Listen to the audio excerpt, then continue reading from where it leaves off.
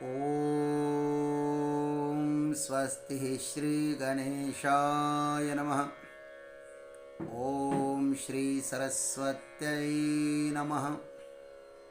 ॐ श्रीगुरुभ्यो नमः। ॐ तत्सत्। श्रीमद्भगवद्गीता ज्ञान यज्ञ प्रवचन क्रमांक 491, अध्याय 13, क्षेत्र क्षेत्रज्ञ विभाग योग और श्लोक क्रमांक 6। आज 20 अक्टूबर है और आज से अपना महामृत्युंजय महायज्ञ की पूर्णाहुति के केवल 113 दिन शेष है। जय महामृत्युंजय महायज्ञ। ओम त्र्यंबकं यजामहे सुगंधिं पुष्टिवर्धनम् उर्वारुकमिव बन्धनान् मृत्युर्मुक्षीयमामृतात्। सदाशिवसमारम्भान् शङ्कराचार्यमध्यमाम् अस्मदाचार्यपर्यन्तां वन्दे गुरुपरम्पराम्। नमः चिन्मयदेवाय तेजोमयाय धीमहि सुबोधानन्दरूपाय नमः पुरुषोत्तमाय च। वसुदेवसुतं देवं कंसचानूरमर्दनं देवकी परमानन्दं कृष्णं वन्दे जगद्गुरुम्। ओम तत्सत्। भगवान श्री कृष्ण परमात्मा ने अब तक 29 तत्व बताए हैं। कितने तत्व? 29। क्षेत्र जो है ना, वो 36 तत्वों से बना हुआ है, तो उनमें से 29 तत्व बताएं। छठे श्लोक 5वें श्लोक में पंच महाभूत, अहंकार, बुद्धि, मूल प्रकृति, दशेंद्रियां, मन और पंच ज्ञानेन्द्रियों के विषय और पंच कर्मेंद्रियों के विषय, ये 29 तत्व बताएं।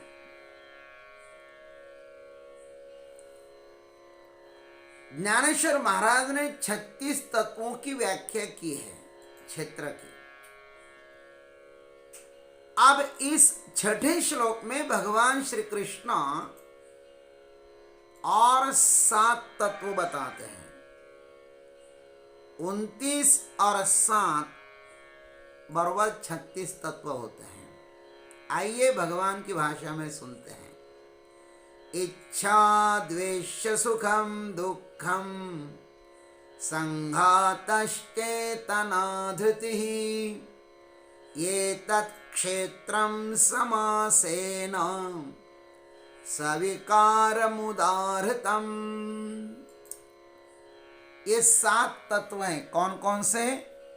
इच्छा, द्वेष, सुख, दुख, संघात माने स्थूल शरीर, चेतना और धृति।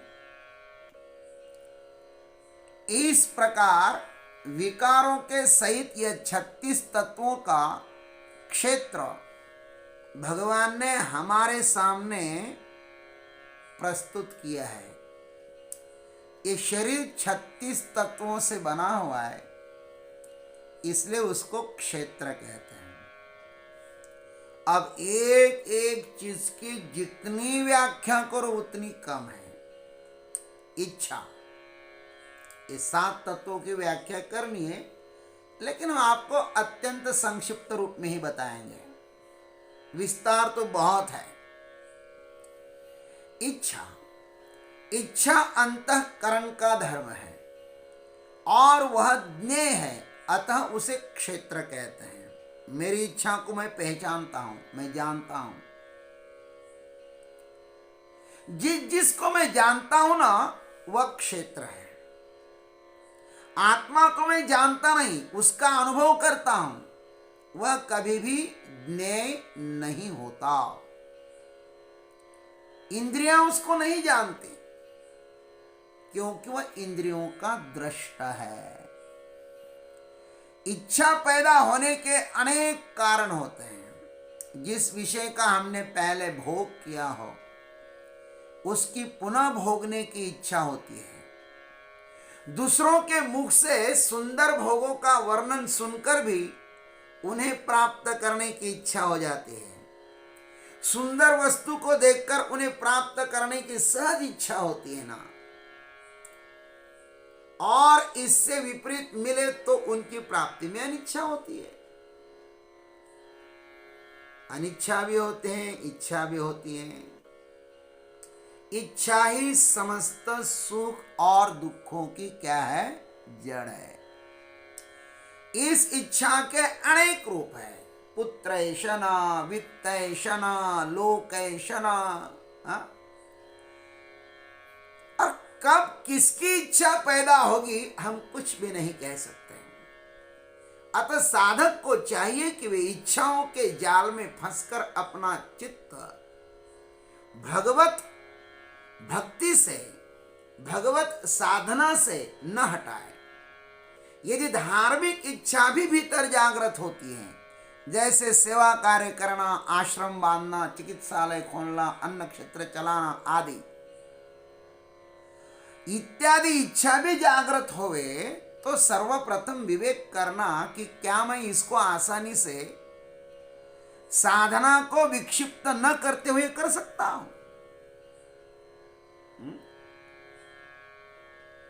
स्वयं को अशांत कर चाहे जितनी इच्छा सत्कर्म करो वो पाप है। जैसे महामृत्युंजय महायज्ञ की हम लोग तैयारी कर रहे हैं, भगवान की इच्छा है, भगवान हमसे करवाते हैं कि आप महामृत्युंजय महायज्ञ करिए। हमने तो कभी सोचा भी नहीं था, उसकी इच्छा है, वह करवा रहा है। लेकिन विक्षिप्त होकर के नहीं करेंगे, सहज बड़े प्यार के साथ भगवान का गुणगान गाते हुए, सबको साथ लेते हुए। ये समष्टि की इच्छा है, ये हमारी इच्छा नहीं है। हमारी इच्छा हो तो दो कौड़ी की, समष्टि की इच्छा है, समष्टि उसको पूरा करेगा। हमें तो भाई उसमें यजमान होने का भी अधिकार नहीं है। सन्यासी आहुति भी नहीं डाल सकता, लेकिन अपने कारण यदि औरों की इच्छाएं पूर्ण हो सकती है तो करने में कोई हर्जा नहीं है, करना चाहिए। लेकिन वही इच्छा यदि हमें संताप देती हो तो ठीक नहीं है। इच्छा भी क्षेत्र है, ध्यान रखना। इसको मैं जानता हूं, इसलिए अपनी इच्छा के कारण अशांत नहीं होना चाहिए। इच्छा के साथ ममत्व नहीं जुड़ना चाहिए, इच्छा के साथ आसक्ति नहीं जुड़नी चाहिए। इच्छा तो परमेश्वर के ऊपर छोड़ दो, तेरा तुझको अर्पण क्या लागे मेरा। फिर द्वेष, इच्छा द्वेष, इच्छा की पूर्ति में जो व्यक्ति या वस्तु बाधक होती है ना, उसके प्रति अपने में भीतर द्वेष जागृत होता है। द्वेष भाव नहीं पूर्ण हो तो फिर द्वेष जागता है। द्वेष जलनात्मक वृत्ति है मेरे भाई। द्वेष आदमी को रात दिन जलाता है। यह वृत्ति बहुत ही दुखदायी होती है। अति सुख या अति दुख आदमी को अस्वस्थ बना देते हैं। कई बार अति आनंद ही मृत्यु के लिए एक कारण हो जाता है। द्वेष भी ज्ञेय होने के कारण क्षेत्र ही है। द्वेष भी मत करो किसी के प्रति, इच्छा द्वेष। फिर सुखम, अनुकूल विषयों की प्राप्ति एवं प्रतिकूल विषयों की निवृत्ति होने पर अंतःकरण प्रसन्नता से भर जाता है, उसे सुख कहते हैं। और सुख भी एक प्रकार की बेहोशी है। सुख भी एक प्रकार की बेहोशी है। अति सुख में मनुष्य अपने कर्तव्य कर्मों को भूल जाता है। अति सुखी आदमी परमात्मा की तरफ प्रायः यात्रा नहीं करता,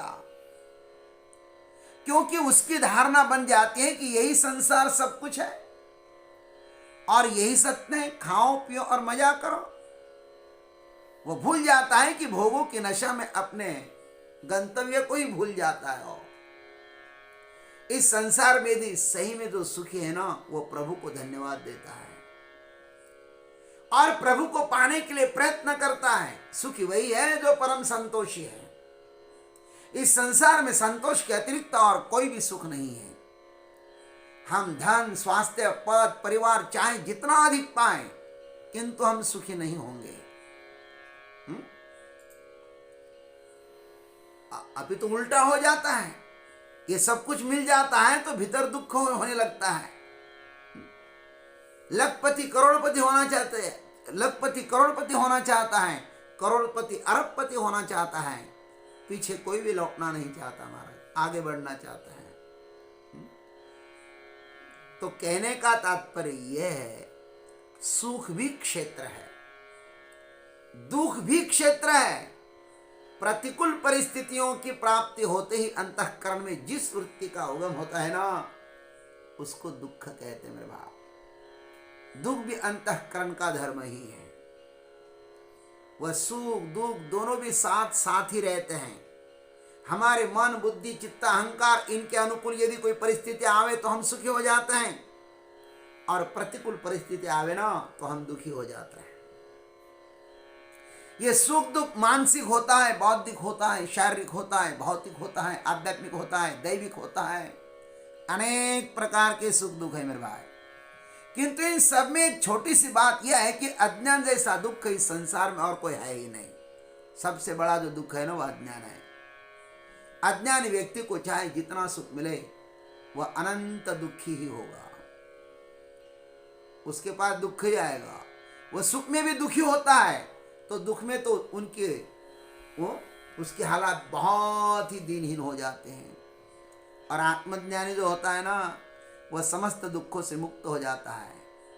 आत्मज्ञानी सांसारिक सुख दुख नहीं होने के कारण क्षेत्र ही है। जो विकारों से पैदा होता है ना, वह अविकारी नहीं हो सकता। जो सुख दुख विषयों से मिलते हैं ना, वे अस्थिर ही होते हैं। फिर चेतना, चेतना भी क्षेत्र है। परब्रह्म परमात्मा की देह में जो सत्ता है ना, उसे ही चेतना कहते हैं। वह परमात्मा की छाया है, परमात्मा का प्रतिभासित प्रतिबिंब है। जैसे लोह और अग्नि एक रूप होते हैं तो लोह अदृश्य होता है, केवल अग्नि ही दिखाई देती है। वैसे ये चेतना इस शरीर में अग्नि से प्रज्वलित लोहपिंड की भांति है महाराज। चेतना के कारण यह देह सजीव कहलाता है। यह जीवन होने से जीव कहलाता है। चेतना, चेतना भी क्या है? क्षेत्र है। चेतना को ये छाया है ना परमात्मा की, वो भी तो प्रतिबिंब है। प्रतिबिंब भी बिंब में मिल जाता है, कहने का तात्पर्य है। फिर धृति, धृति भी क्षेत्र है। अपने शरीर में स्थित धारणा शक्ति को धृति कहते हैं। जैसे पंचभूतों का परस्पर वैर है ना, पृथ्वी का पानी से वैर, पानी का अग्नि से, अग्नि का वायु से, और आकाश सबसे अलग है, तो भी इन सबको एक शरीर में एक साथ धारण करके रखा है। एक ही शरीर में सब साथ साथ रहते हैं। ये इंद्रियां परस्पर भिन्न भिन्न होते हुए भी सब एकत्र ही रहती हैं। इन सबको इकट्ठा रखने वाला जो शक्ति है ना, उसको धृति कहते हैं। सबको एक साथ रखती है। समस्त ब्रह्मांड सब एक दूसरों से पृथक है। एक का स्वरूप दूसरों से नहीं मिलता। स्वभाव, गुण, ज्ञान, कलादि एक दूसरों से नहीं मिलता, तो भी हम सब इकट्ठे रहते हैं। बाहर और भीतर के जगत, शारीरिक जगत में हम सब भिन्न भिन्न होते हुए भी एकत्र रहते हैं। ये धारण करने की जो शक्ति है ना, उसको ही धृति कहते हैं। और यह धृति भी कैसी है, ज्ञेय है, इसलिए उसको क्षेत्र कहा गया है। और संघात, संघात क्या, संघात किसको बोलते हैं, इस शरीर को संघात बोलते हैं। ये स्थूल शरीर जो है ना, यही संघात है। ये 36 तत्वों का समूह है। इन 36 की सत्ता से ये बना हुआ है। यह पंचमहाभूतों का विकार है। इन 36 तत्वों को इकट्ठा होने से जो बनता है ना, उसका नाम शरीर है। जैसे रथों के सब भाग एकत्रित होने पर उसको रथ कहते हैं, अथवा पांव से सिर तक सब अवयवों को शरीर कहते हैं, अथवा हाथी, घोड़ा, रथ, पैदल आदि समुदाय को सेना ये नाम देते हैं, किंवा अक्षरों के समूह को वाक्य कहते हैं, या बादलों के झुंड को घटा कहते हैं, अथवा सब लोगों के समुदाय को विश्व कहते हैं, अथवा तेल, बाती, अग्नि एकत्र आने से जैसा दीप बनता है, ठीक उसी तरह ये 36 तत्व एकत्र मिल जाने पर उनके समुदाय को क्षेत्र कहते हैं। इसी क्षेत्र के अनेक नाम हैं। उसको पुरी कहते हैं, देह कहते हैं, शरीर कहते हैं, अवयवी कहते हैं, काया कहते हैं, किंतु सबका अर्थ एक ही है कि यह नश्वर है, नष्ट होने वाला है। नष्ट होने की क्रिया सतत चल रही है मेरे भाई, इसलिए तो इस शरीर को क्षणभंगुर कहा है। एतत् क्षेत्रम समासेन सविकारम उदारतम। भगवान कहते हैं इस प्रकार 36 विकारों के सहित एक क्षेत्र अति संक्षिप्त कहा गया है। इस क्षेत्र में ही जीवात्मा पाप पुण्य की फसल पैदा करता है। यह धर्म क्षेत्र और धर्म क्षेत्र, देखो यह धर्म क्षेत्र भी हो सकता है और अधर्म क्षेत्र भी हो सकता है। इसका अनंत विस्तार हो सकता है। अध्यात्म शास्त्र, आत्मज्ञान के अतिरिक्त जितने सारे शास्त्र हैं उसे भौतिक शास्त्र ही कहते हैं। यह पंच महाभूतों का विस्तार है महाराज। इसका जितना वर्णन करो ना उतना कम है। तो ये है 36 तत्वों का बना हुआ क्षेत्र। भगवान कहते हैं इसको बहुत ही संक्षिप्त ढंग से मैंने आपको बताया है। खैर, अब आगे भगवान क्या कहते हैं उसको हम लोग अग्रिम श्लोक में देखते हैं। ओम तत्सत। जय गुरुदेव, जय जगदीश्वर, जय जय महाकाल।